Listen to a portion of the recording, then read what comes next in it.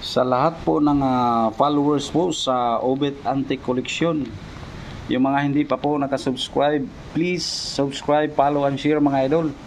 At ito po, meron naman po tayong sinishare po dito sa inyong harapan mga idol.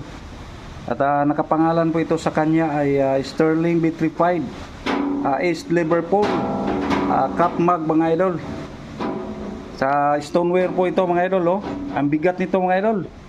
Sa nahuli po ito doon sa lumubog na barko mga idol, bali nasisid po ito ng mga sumisisid po sa kailaliman ng karagatan mga idol.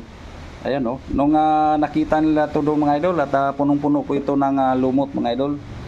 Taong 1940s po ito, gawa ng ating pagsasaliksik po nito mga idol.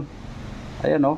Kasagsagan po talaga ito ng pangalawang digmaan po itong mga ganitong uri na items mga idol. Thank you for watching.